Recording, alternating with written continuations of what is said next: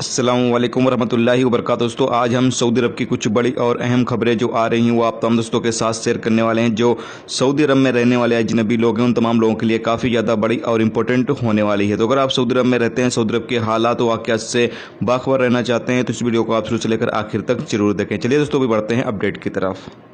पहली अपडेट ये है कि जैसा कि आप लोगों को पता है कि सऊदी अरब के अंदर अभी 3 महीने का कामा रिन्यूअल का सिस्टम जो है वो शुरू किया गया है। तो बहुत सारे दोस्तों के सवाल आ रहे हैं कि भाई क्या 3 महीने का कामा हम रिन्यूअल कर सकते हैं या नहीं कर सकते हैं। तो आपको बता दें कि 3 महीने का कामा जो है वो आप नहीं, जिस भी कंपनी में आप काम करते हैं या जिस भी कफील के पास आप काम करते हैं वो आपके कामा 3 महीने का, 6 महीने का या 1 साल का भी रिन्यूअल कर सकता है। ये सिस्टम इसलिए सऊदी गवर्नमेंट की तरफ से शुरू किया गया है, जैसा कि आप लोगों को पता ही है कि सऊदी अरब के अंदर अभी कफालत का जो सिस्टम है वो ख़त्म कर दिया गया है और कॉन्ट्रैक्ट सिस्टम शुरू किया गया है। और कॉन्ट्रैक्ट सिस्टम के तहत अगर आप एक कंपनी से दूसरी कंपनी में जाना चाहते हैं, आपका कॉन्ट्रैक्ट बाकी है 3 महीने और ऐसे में अगर आपकी कंपनी आपके कामा 1 साल की रिन्यूअल कर देती है तो फिर वो कंपनी आपको बहुत ही मुश्किल से छोड़ेगी, क्योंकि आपको भी पता है कि कामे की फ़ीस जो है वो काफ़ी ज़्यादा आती है। तो ऐसे में कंपनी जो है वो आपको काफ़ी ज़्यादा दिक्कत करेगी आपको वहाँ से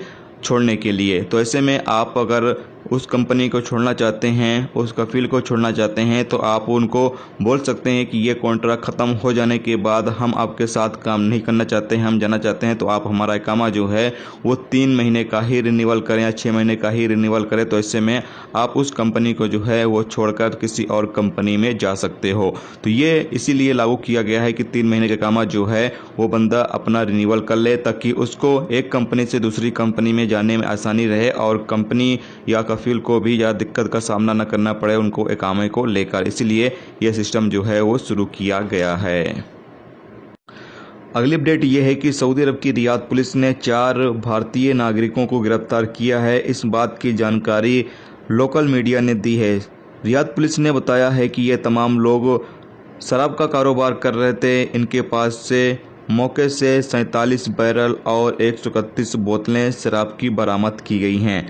इन तमाम लोगों को गिरफ्तार कर लिया गया है और इनके खिलाफ जो भी कानूनी कार्रवाई है वो की जाएगी। बताया जा रहा है रिपोर्ट के मुताबिक इनके ऊपर जुर्माना लगाया जाएगा और साथ में इनको जेल की सज़ा भी दी जाएगी और ये तमाम चीज़ें पूरी करने के बाद इनको सऊदी अरब से हमेशा के लिए डिपोर्ट कर दिया जाएगा, यानी दोबारा ये सऊदी अरब नहीं आ सकते हैं। तो आप तमाम लोग भी इस चीज़ का ख्याल जरूर रखें कि इस तरह का कोई भी काम ना करें, क्योंकि आप लोगों को पता है कि सऊदी अरब के अंदर इस तरह के काम कर कर कोई बंदा जो है वो बच नहीं सकता है। तो इस तरह के काम से आप बिल्कुल बचें, कोई भी इलीगल काम ना करें जिससे कि आपकी जो ज़िंदगी है वो ख़तरे में पड़ जाए।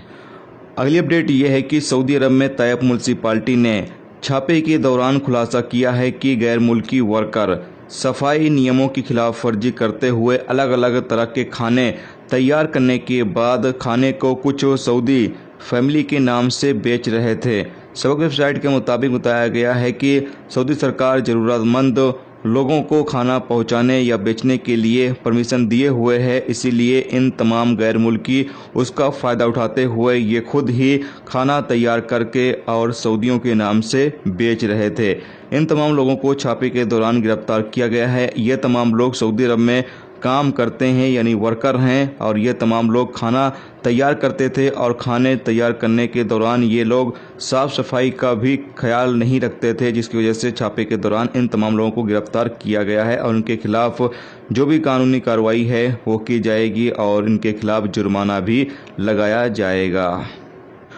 अगली अपडेट ये है कि सऊदी अरब के 8 इलाकों में 12 और मस्जिदों को वक्ती तौर के लिए बंद करने का ऐलान किया गया है। सबक वेबसाइट के मुताबिक बताया ये गया है कि 12 नमाजियों के बीच कोरोना वायरस की पुष्टि की गई थी, जिसकी वजह से इन मस्जिदों को वक्ती तौर के लिए बंद किया गया है। सऊदी इस्लामिक मामलों के मिनिस्ट्री ने बताया कि पिछले 38 दिनों के दौरान टोटल 306 मस्जिदों को अब तक सऊदी अरब के अलग अलग इलाकों में बंद किया जा चुका है, जिसमें से 287 को साफ़ सफाई सैनिटाइज वगैरह करने के बाद दोबारा से बहाल कर दिया गया है।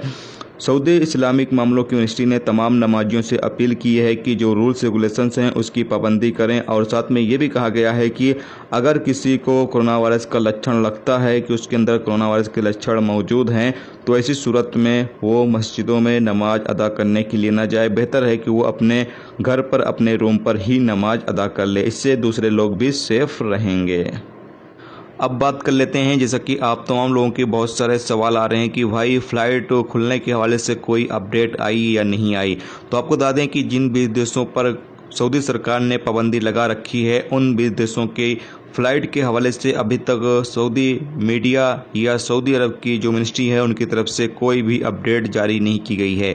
बाकी आपको पता ही है कि यूट्यूब चैनल या फेसबुक पर अलग अलग तरह की खबरें गर्दिश करती रहती हैं। आप इन तमाम खबरों पर यकीन न करें जब तक सऊदी के जो लोकल न्यूज़पेपर हैं उसमें जब तक कोई खबर ना आ जाए, या फिर सऊदी की मिनिस्ट्री की तरफ से जब तक कोई भी आधिकारिक तौर से ऐलान न कर दिया जाए, जब तक हम आपको किसी तरह का कोई भी अपडेट नहीं दे सकते हैं। जैसे ही कोई रियल सोर्सेज के हवाले से जानकारी आती है या कोई अपडेट आती है, इंशाल्लाह आप तमाम दोस्तों को ज़रूर से अपडेट करेंगे, क्योंकि मुझे पता है कि इस वक्त सऊदी अरब से बाहर बहुत सारे लोग फंसे हुए हैं और लगातार सवाल करते रहते हैं कि भाई फ़्लाइट कब ओपन होगी।